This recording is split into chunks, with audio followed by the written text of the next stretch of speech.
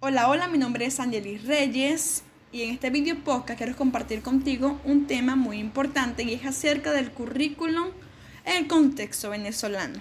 Y para eso vamos a estar explorando algunas interrogantes. Primeramente, ¿qué es? ¿Cuáles son las características principales de algunas corrientes del currículum? Y cómo eso lo podemos extrapolar al contexto venezolano. ¿Qué se está haciendo bien? ¿Qué no se está haciendo bien? ¿Qué debemos aplicar? ¿Cuáles son las debilidades? ¿Cuáles son las fortalezas de nuestro currículum actual dentro de las instituciones, dentro de las escuelas venezolanas? Y bueno, para entender todo ese sinfín de interrogantes, vamos a empezar con la conceptualización de algunas corrientes del currículum. Primeramente tenemos la conceptualización en Tyler. Tyler veía el currículum como algo sistemático, algo estructural, donde veías objetivos, donde veías contenidos y una evaluación muy práctica que es estímulo-respuesta, donde sacaba en los patrones de rendimiento, que es la calificación. Seguía más en lo comprobable y en lo tangible. Por otro lado tenemos la conceptualización curricular de Isla Taba, que tomaba el currículum como algo más allá de un sistema, sino que tomamos la cultura y la sociedad como objetivos de la educación. Y se apoyaba en la teoría del aprendizaje, en la apropiación de cada uno de esos elementos. Y cuando hablamos de que tomaba la juventud el rol de alumno como miembro útil, es que es aquel que puede definir sus potencialidades, intereses y expresarlo quién va a ser. La cultura que Hilda Taba en su currículo se expresaba en la cosmovisión, en la capacidad de encontrar el espacio por medio de lo que yo aprendo, de lo que yo hago, de lo que yo siento. ¿Sí? Entonces también tenemos el currículum como lo veía Jimeno Sancristán, que él veía el currículo como una práctica, como una praxis, donde tenía una función socializadora y cultural que tenía cierta institución. Y todo eso para poder reagrupar diferentes disciplinas en un fin último que es la práctica pedagógica, donde tomaba en cuenta lo político, la innovación, la creación de contenido, la producción de medios, la participación y control de cada una de las experiencias políticas educativas. Y veíamos un currículum muy dinámico, nada estático, nada tan sistemático, sino que algo que tomaba la cultura también, tomaba la socialización, tomaba las prácticas, las diferentes disciplinas para un fin último que era educar. Y por último tenemos a Tobón.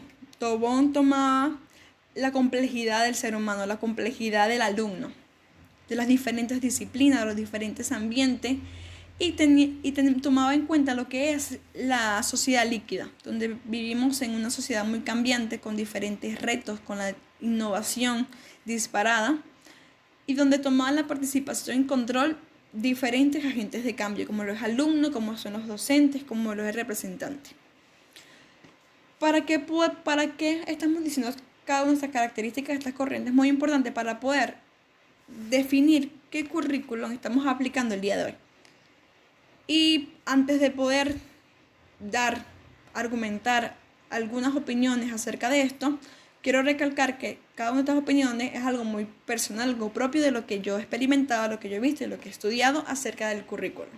Entonces, primeramente, lo que podemos ver en un matiz general, el currículo que se está aplicando el día de hoy dentro de nuestras escuelas, de nuestras instituciones, va muy de la mano o más alineado a la conceptualización que tenía Tyler. Algo muy sistemático, algo que era estímulo-respuesta, lo tangible es la calificación. Eso es lo que se está viendo dentro de lo que es el currículo dentro del contexto venezolano. Algo muy continuo, tiene una secuencia, tiene la integración de diferentes contenidos. ¿Para qué? Para evaluar el aprendizaje a través de actividades que tienen una calificación. Listo. No obstante, el problema del día de hoy es que estamos en un mundo muy cambiante. Una sociedad que cambia muy rápidamente y el currículum se está quedando obsoleto. ¿En qué sentido? Los contenidos nunca se vuelven obsoletos. Lo que se vuelve obsoleto son las metodologías que estamos usando. Y los profesores, la mayoría por decirlo así, no cuentan con los recursos, con los espacios para poder recrear los estímulos que deberían tener el alumno en la sociedad que estamos viviendo ahora. Y sobre todo en un contexto que estamos viviendo una pandemia, una crisis sanitaria, donde mucho menos el profesor está cumpliendo los propósitos que tiene la educación, que es formar con calidad, formar para hacer y formar para hacer. Entonces, ¿qué se está quedando obsoleto? Los recursos, las dinámicas, las metodologías que se están impartiendo el día de hoy. Se está formando para pasar y nos está formando para aprender. Eso está obsoleto. Segundo, ¿qué deberíamos cambiar? Deberíamos cambiar la visión y el propósito. La educación debe tener un propósito muy verídico en cada una de las instituciones.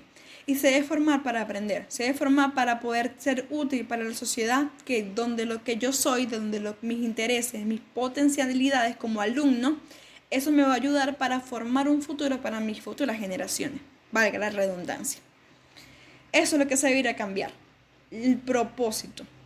Y se debería expresar en una cosmovisión, como lo decía Hilda Taba, en lo intangible. Cómo encontrar mi espacio como alumno, como docente, como representante, por medio de lo que yo aprendo para forjar un futuro. Las escuelas deben tener su función, no solamente para ser gestoras simplemente del conocimiento, sino como una incubadora para formar diferentes formas de conocimiento, es decir, formar a los futuros formadores, valga la redundancia nuevamente, y tomar eso práctico, vivir lo que estoy haciendo, vivir lo que aprendo, en cuanto a la innovación, en crear contenido. En esta sociedad, como lo decía Tobón, una sociedad líquida donde todo es muy rápido, donde la tecnología ha evolucionado, el currículum, como el día de hoy, debería adaptarse a esos diferentes ambientes de aprendizaje. El reto de hoy es adaptarse a los medios que estamos viviendo el día de hoy. Ya no los paradigmas de pizarrón, del profesor es el único gestor de conocimiento, deberían acabarse. Eso quedó obsoleto para lo que es el ambiente del siglo XXI. ¿Qué deberíamos agregar al currículo? Esas nuevas metodologías, esas nuevas dinámicas de grupo, donde el alumno sea participador activo y colectivo de su educación, donde mi propósito como alumno debe ser estudiar para hacer algo muy importante y dejar huella. Vamos a dejar fuera lo cliché, suena muy cliché, pero es así, dejar huella para un futuro mejor, para la sociedad. Y el reto de la educación el día de hoy, y para poder transformar la educación el día de hoy, debemos ser capaces de pensar en la transformación, en la incubadora de conocimiento. Y la sociedad debe ser capaz, y la educación debe ser capaz de formar personas integrales para la ciudadanía y que afronte, muy importante esto, los nuevos retos en el siglo XXI. Y para eso, el proceso debe estar en repensar los fundamentos, en destacar lo bueno, en utilizar las nuevas tecnologías para vivir en la sociedad. En conclusión, para poder transformar la educación en esta sociedad en el siglo XXI, lo importante es tener en cuenta que la educación es lo primordial o lo más importante para el sostenimiento de la sociedad. Es decir, debemos poder ser capaces de aprender a reaccionar a los diferentes ambientes de aprendizaje, a tener el currículo como algo práctico, como algo de espacio público, donde diseñado esto se pueden responder muchas problemáticas dentro de la sociedad en cuanto a lo político, en cuanto a la innovación, en cuanto al control, en cuanto a la investigación. La educación es la base clave para el sostenimiento de una sociedad. Y debemos entender que no solamente se educa para aprender, para tener un título, sino que también es para forjar pensamientos. Y el reto o para poder transformar la educación el día de hoy, tenemos que ser capaces de formar agentes de cambio. Personas que confronten lo que aprenden, confronten lo que están haciendo, que surjan nuevas estrategias, que surjan nuevas necesidades para poder solucionar y formar personas capaces de pensar fuera de la caja. Ese es el reto de la educación el día de hoy. Así que muchas gracias. Nos vemos en una próxima oportunidad.